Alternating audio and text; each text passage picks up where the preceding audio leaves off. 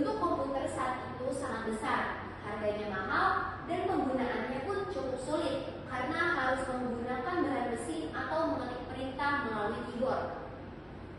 Memasuki tahun 1970 sampai 1980-an, komputer mulai berkembang menjadi lebih kecil dan mulai digunakan di kantor maupun rumah. Perkembangan ini semakin pesat ketika internet mulai dikenal masyarakat pada tahun 1990-an. Internet memungkinkan manusia berkomunikasi, mencari informasi, dan berbagi data dengan lebih mudah. Next. Selanjutnya ada sejarah perkembangan teknologi. Muncul smartphone yang membuat teknologi semakin dekat dengan kehidupan manusia.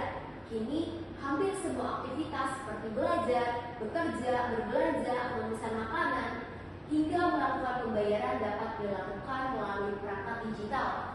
Saat ini, perkembangan teknologi memasuki era Artificial Intelligence atau AI, yaitu teknologi yang mampu memahami bahasa manusia, belajar dari data, dan membantu menyelesaikan berbagai pekerjaan secara otomatis.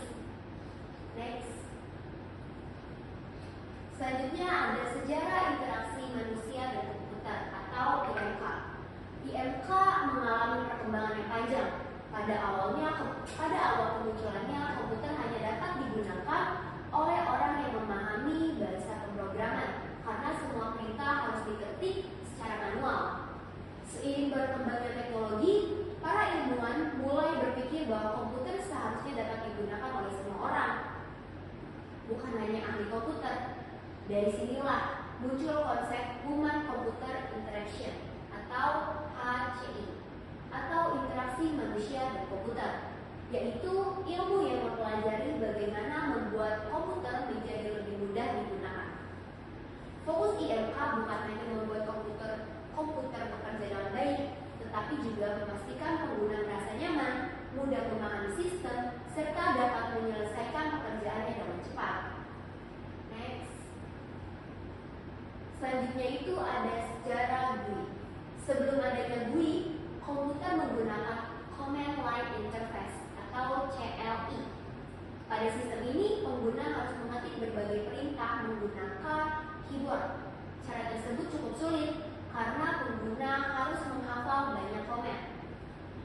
Perubahan besar terjadi ketika para peneliti di Xerox PARC mengembangkan konsep Graphical User Interface atau GUI pada tahun 1970-an.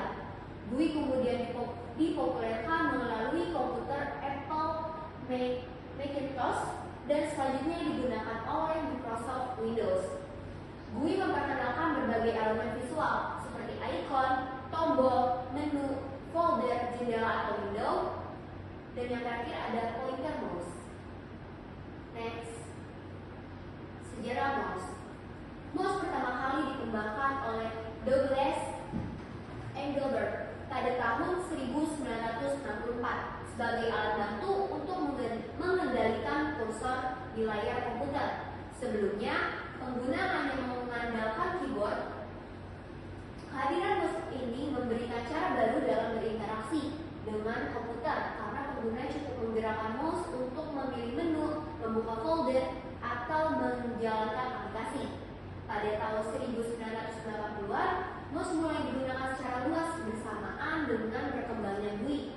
Hingga kini, mouse menjadi perangkat penting terutama pada komputer desktop dan laptop untuk pekerjaan yang membutuhkan ketelitian seperti desain grafis, editing video, atau pemrograman. Next.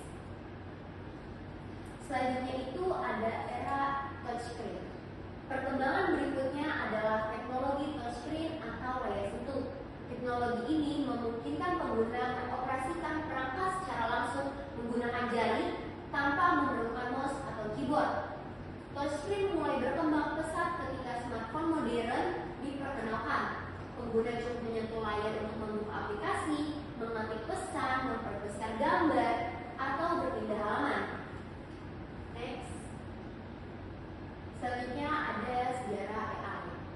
Artificial Intelligence atau kecerdasan buatan merupakan salah satu perkembangan teknologi yang paling pesat saat ini.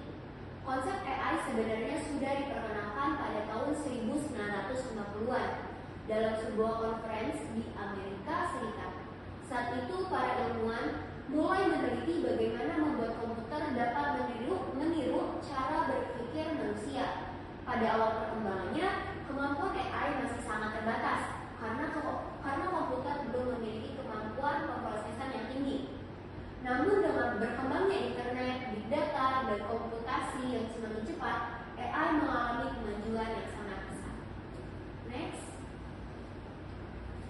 Kesimpulannya, perkembangan teknologi menunjukkan bahwa cara manusia berinteraksi dengan komputer terus mengalami perubahan, dimulai dari penggunaan keyboard dan command line interface atau CLI, kemudian berkembang ke GUI dengan bantuan mouse, dilanjutkan dengan teknologi touchscreen yang lebih praktis hingga saat ini memasuki era artificial intelligence atau AI.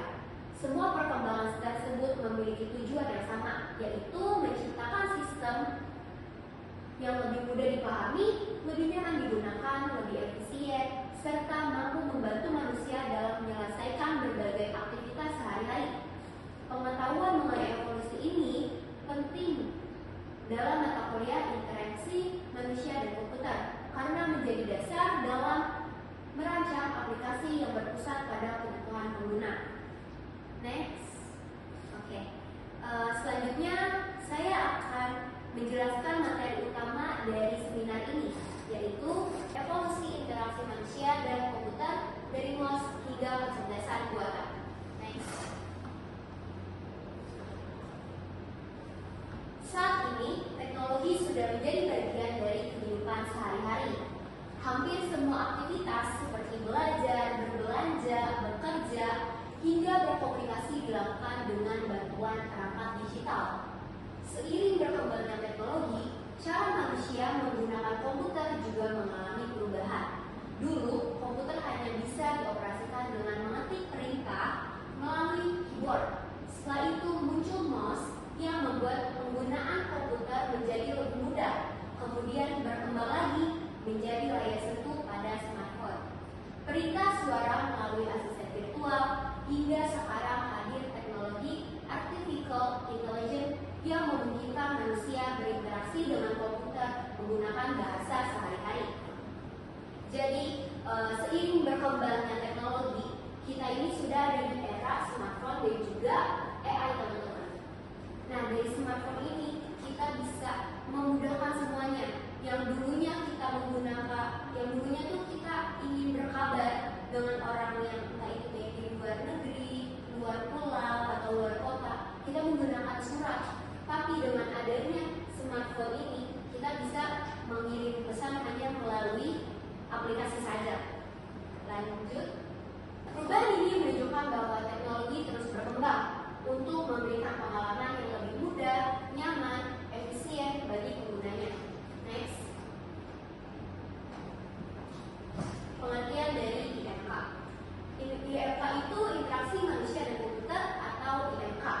Adalah ilmu yang mempelajari bagaimana manusia berinteraksi dengan komputer melalui sebuah antarmuka atau interface.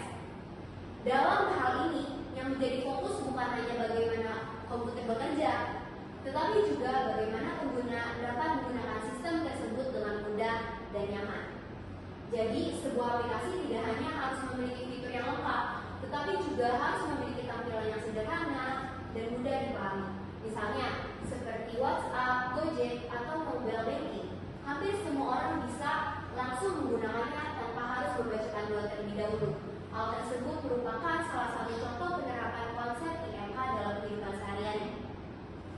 Jadi, kalau kita ingin membuat aplikasi itu, yang pertama harus menjadi acuannya itu tuh pengguna ini bisa menggunakannya dengan cepat. Apabila dari aplikasi tersebut sulit atau rumit, pasti pengguna akan langsung beralih dengan aplikasi yang lain. Ketika mereka mendownload aplikasi tersebut, mereka akan melihat kalau ini sulit buat mereka akan langsung uninstall tanpa memikirnya lagi, dan mereka akan mencari aplikasi yang memang mudah untuk dipahami oleh mereka. Next. Tujuan dari IMK. Yang pertama itu adalah menciptakan sistem yang mudah digunakan oleh pengguna. Dengan begitu, pengguna dapat menyelesaikan pekerjaannya dengan lebih cepat, lebih efektif, dan tidak mengalami banyak kesulitan saat menggunakan aplikasi atau sistem. Yang kedua, ada meningkatkan kenyamanan dan keamanan pengguna, misalnya melalui tampilan aplikasi yang mudah dipahami, navigasi yang jelas, serta dengan fitur keamanan seperti password, sidik jari, atau pengenalan wajah. Nah, seiring berkembangnya teknologi, yang sebelumnya itu smartphone itu hanya ada password, belum ada yang namanya sidik jari atau pengenalan wajah. Dengan adanya perkembangan teknologi yang semakin besar, smartphone ini menghadirkan ada sidik jari, pengenalan wajah, dan sebagainya, teman-teman. Next. Evolusi IFA. Perkembangan teknologi membuat cara manusia berinteraksi dengan komputer mengalami banyak perubahan. Pada awalnya, komputer hanya dapat digunakan melalui keyboard dengan mengetikkan berbagai perintah. Cara tersebut cukup sulit karena pengguna harus menghafal banyak komen. Setelah itu muncul mouse dan tampilan grafis atau GUI yang membuat komputer jauh lebih mudah digunakan. Sebelumnya di sini teman-teman ada yang tahu GUI itu apa? Saya tahu. Jadi semangat banget gitu. Pertama, nama saya Muhammad Indonesia. Ya. Jadi GUI itu ialah tampilan visual yang memudahkan manusia menggunakan komputer. Contohnya, jika kita ingin membuka folder, kita harus mengetikkan komen seperti CD apa gitu. Nah, nanti dia bakal muncul. Nah, sekarang itu udah berbeda. Jadi kita tinggal klik pakai cursor mouse, kita klik folder langsung buka deh. Oke, itu benar teman-teman. Jadi dengan adanya GUI ini, kita nggak perlu lagi ngetik-ngetik perintah komennya yang mungkin untuk pengguna bukan mungkin lagi, tapi memang agak sulit karena harus dihafalkan. Dengan adanya GUI ini, kita hanya tinggal mengklik melalui mouse. Kemudian berkembang lagi menjadi layar sentuh pada smartphone. Nah, di layar sentuh smartphone ini yang saat ini sedang kita gunakan ya teman-teman. Teknologi pengenalan suara hingga saat ini hadir artificial intelligence yang memungkinkan manusia berinteraksi dengan komputer menggunakan bahasa sehari-hari. Dari perkembangan tersebut dapat kita lihat bahwa interaksi antar manusia dan komputer menjadi semakin sederhana, lebih praktis, dan lebih mudah dipahami oleh berbagai kalangan pengguna. Dengan hadirnya AI ini, kita jadi benar-benar lebih mudah untuk buat masakan. Itu kita bisa nanya, kalau kita kan bisa masak, kita bisa nanya cara membuatnya itu kayak gimana, resepnya itu apa aja, barang-barang yang kita butuhin itu apa aja. Jadi seiring dengan teknologinya berkembang, itu tuh benar-benar memudahkan kita, teman-teman. Apalagi ada si AI ini, benar-benar sangat mudah. Next. Era MOS atau GUI. Era Graphical User Interface atau GUI. Era ini menjadi salah satu perkembangan yang paling berpengaruh dalam interaksi manusia dan komputer karena mengubah cara orang menggunakan komputer. Sebelum ada GUI, pengguna harus mengetik berbagai perintah menggunakan keyboard. Cara ini cukup rumit karena setiap perintah harus dihafal. Setelah GUI diperkenalkan, pengguna cukup menggunakan mouse untuk mengklik icon, membuka folder, atau menjalankan aplikasi. Kehadiran GUI membuat komputer menjadi lebih mudah dipelajari dan digunakan oleh semua kalangan. Bukan hanya orang yang memiliki kemampuan teknis, sampai sekarang konsep GUI masih digunakan pada sistem operasi seperti Windows dan MacOS, sehingga bisa dikatakan bahwa GUI menjadi dasar dari tampilan komputer modern yang kita gunakan saat ini. Next. Era touch. Teknologi ini membawa perubahan yang cukup besar karena pengguna tidak lagi membutuhkan mouse untuk mengoperasikan perangkat. Semua aktivitas dapat dilakukan langsung dengan menyentuh layar menggunakan jari. Contohnya seperti menutup layar untuk membuka aplikasi, menggeser layar untuk berpindah halaman, atau memperbesar gambar menggunakan dua jari.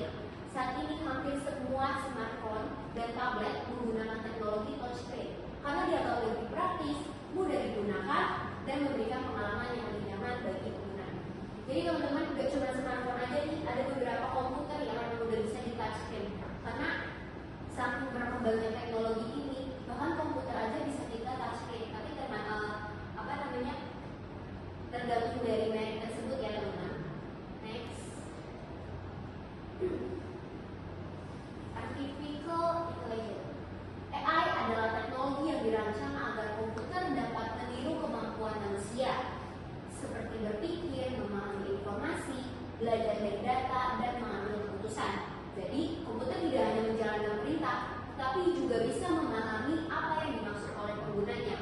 Contohnya seperti ChatGPT.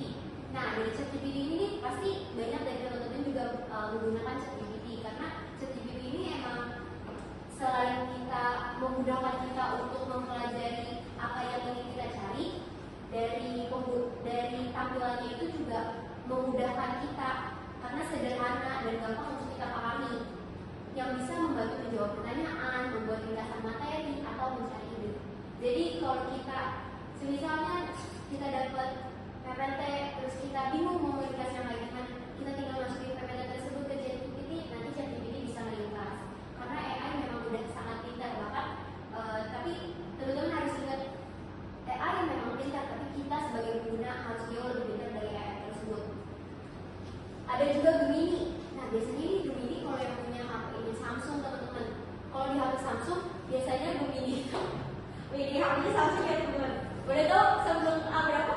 Samsung A35. Mantap. Nah, di Gemini ini biasanya punya HP Samsung, teman-teman. Dia langsung ada karena bawaan dari Samsung tersebut. Dia juga sama seperti GPT, bisa mengolah informasi. Terus juga ada Microsoft Copilot yang dapat membantu membuat dokumen, presentasi, atau mengolah data. Microsoft Copilot itu tuh sama kayak Microsoft pada umumnya ya, teman-teman. Ada Word-nya juga, ada PPT-nya juga, ada Excel-nya juga. Jadi di Microsoft Copilot ini bisa mencakup semua aplikasi.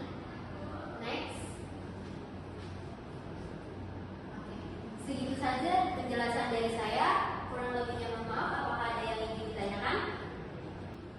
Baik, terima kasih kepada Azahra Balkis yang telah memaparkan materi dengan sangat menarik dan mudah dipahami tentunya.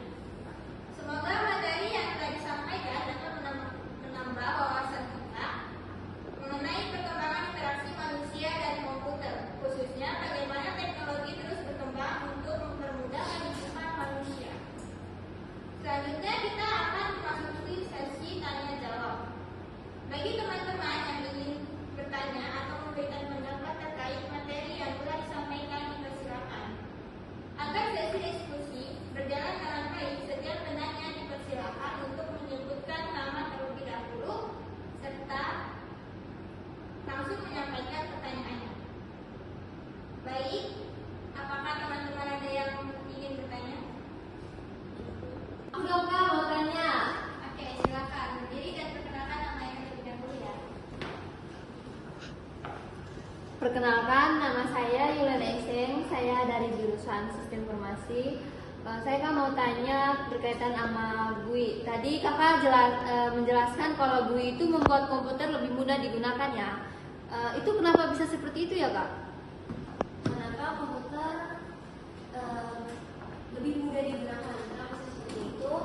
Karena sebelum adanya GUI ini, para pengguna itu harus mengetik perintahnya atau mengetik komennya itu menggunakan keyboard. Nah, itu sangat sulit untuk pengguna karena para pengguna ini harus menghafal komen-komen tersebut. Sudah? Apa ada yang ingin bertanya lagi? Berarti tanpa GUI apakah komputer masih bisa digunakan? Masih bisa, tetapi para pengguna ini bukan untuk masyarakat luas. Yang menggunakan komputer itu di zaman sebelum sekarang, sebelum adanya GUI, itu hanya orang-orang yang mempunyai kemampuan teknis. Dengan adanya GUI ini, para pengguna itu nggak hanya yang punya kemampuan teknis, tetapi masyarakat luas juga bisa menggunakan karena adanya GUI lebih memudahkan. Oke, baik. Apakah sudah terjawab pertanyaannya? Iya, siapa? Oke. Apa ada pertanyaan selanjutnya? Saya kan ingin bertanya. Boleh. Silakan berdiri dan tunjukkan namanya ya. Perkenalkan, saya di atas Firaul Rahman dari Sistem Informasi. Kan tadi di Kak Balkis ngejelasin pas di PPT yang tentang touchscreen. Menurut Kak Balkis, apa kelebihan dari touchscreen daripada mouse?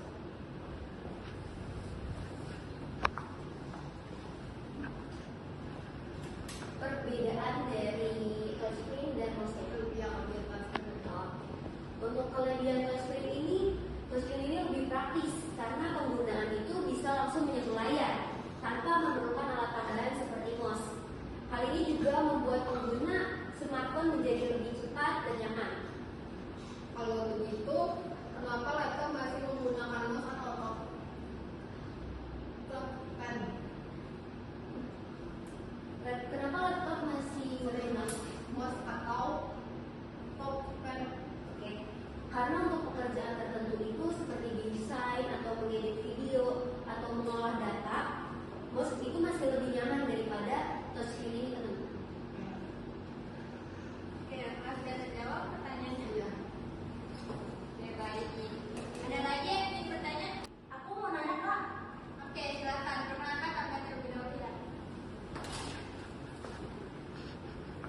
Perkenalkan, nama saya Aurus Nudia. Saya ingin bertanya dengan Kak Balkis, apa yang membedakan AI dengan komputer biasa? Yang membedakan AI dengan komputer biasa itu dari cara kerjanya, teman-teman. Nah, kalau komputer ini kan untuk menjalankan perintah dari penggunanya. Kalau si AI ini, yaitu bisa memahami dari pertanyaan yang kita ajukan ke web tersebut, ke AI tersebut, terus juga dia bisa memberikan solusi kalau kita memang bertanya ke AI tersebut. Dia juga kalau kita meminta untuk meringkas dari materi atau kita meminta untuk membuatkan sesuatu paper, dia pasti akan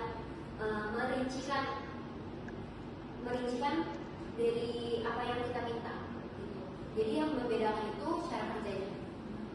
Berarti AI itu bisa berpikir seperti manusia, Kak? Belum sepenuhnya. AI memang bisa menjawab seperti manusia, tetapi AI itu tidak memiliki emosi, kesadaran ataupun kemampuan untuk mengambil keputusan seperti manusia. Oke, sudah jelas pertanyaannya? Sudah, terima kasih. Saya lagi ada pertanyaan lagi? Saya ingin bertanya Kak, Oke, silakan. saya ingin bertanya ke Kak Balkis, kalau sekarang hampir semua orang menggunakan smartphone, apakah mouse sudah tidak diperlukan lagi? Terima kasih. Mouse itu masih tetap diperlukan ya teman-teman. Walaupun smartphone emang udah menggunakan touchscreen, tapi untuk pekerjaan seperti desain, editing, atau pekerjaan kantor, mouse itu lebih nyaman dan lebih presisi. Dan untuk touchscreen itu kan komputer-komputer saat ini belum memakai yang touchscreen ya teman-teman. Jadi mouse ini masih tetap digunakan. Jadi setiap teknologi memiliki fungsi yang berbeda-beda Kak. Betul, semua teknologi itu dikembangkan sesuai dengan kebutuhan penggunanya. Tidak semuanya saling menggantikan, tetapi saling melengkapi. Oke, sudah terjawab. Benar Kak. Oke, lanjut. Ada yang ingin bertanya lagi? Aku dong Kak, mau tanya lagi. Oke, silakan. Kak, menurut Kakak Balkis nih, kalau AI bisa memberikan jawaban, apakah AI itu belajar juga ya Kak? AI itu belajar ya, belajarnya itu dari data yang kita miliki, dari data yang kita kasih ke AI tersebut. Namun cara belajarnya AI itu beda dengan manusia, karena kalau AI itu belajarnya menggunakan data dan algoritma, bukan dari pengalaman hidup seperti manusia, teman-teman. Berarti AI itu lebih pintar dari manusia atau gimana ya? AI memang cepat dalam mengolah data, tetapi AI itu tetap bergantung pada data dan program yang dibuat oleh manusia. Jadi AI belum bisa menggantikan kemampuan manusia dalam berpikir kreatif, berempati, dan mengatur keputusan. Oke Kak, puas jawabannya. Oke, terima kasih. Oke, lanjut. Ada yang ingin ditanyakan lagi? Saya kan mau nanya lagi. Oke, silakan. Menurut Kakak, contoh penerapan IMK yang paling sering kita gunakan itu apa ya, Kak? Contoh penerapan IMK yang sering kita gunakan itu contohnya ada di meja kalian teman-teman. Tebak apa Nayo? Oke, benar. Ya. Handphone? Iya, handphone. Oke. Handphone atau smartphone ya. Nah, karena kenapa si smartphone ini tuh penerapan yang paling sering kita gunakan? Karena baik itu dari komunikasi, belajar, maupun belanja online, itu tuh pasti kita menggunakan handphone. Karena kan smartphone ini kan udah canggih, bahkan udah ada aplikasi untuk kita bepergian seperti Gojek, bahkan juga ada berkembangnya juga aplikasi belanja online dengan fitur-fitur mereka yang menarik, dengan promosi-promosi mereka yang menarik gitu. Berarti tanpa kita sadari sebenarnya kita sudah menerapkan IMK setiap hari ya, Kak? Betul, kita sudah menerapkan IMK ini setiap hari. Karena kan kita menggunakan dari smartphone tersebut dan aplikasi-aplikasi tersebut ya. Lanjut.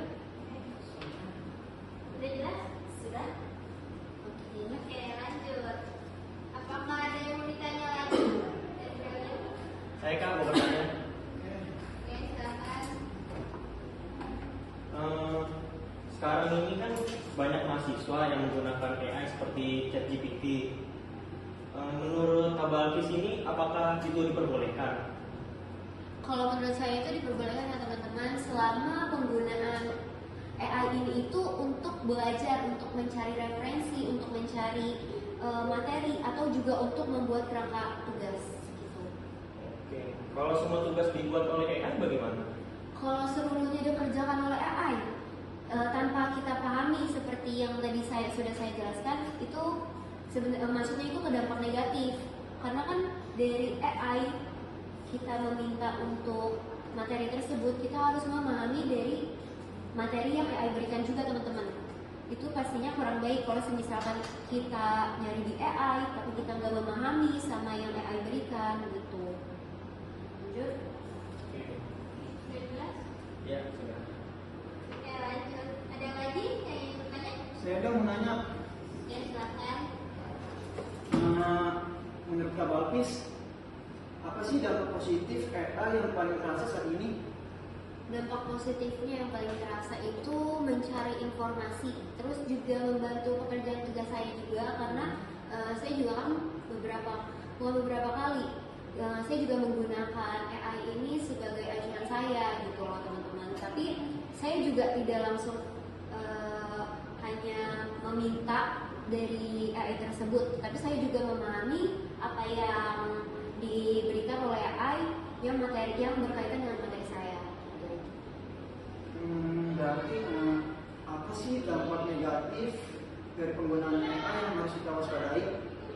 Dampak negatif yang harus kita waspadai itu penyalahgunaan AI, kayak penyebaran informasi yang tidak akurat seperti yang tadi saya jelasin juga. Kita tuh harus mencari-cari lagi informasi yang diberikan oleh AI. Misalnya kalian membuat paper, pasti kan nanti dipinta tuh daftar pustakanya. Nah, itu kita juga harus mencari informasi tersebut. Daftar pustakanya itu tuh sama tidak dengan isi yang ada di paper kita atau makalah kita gitu.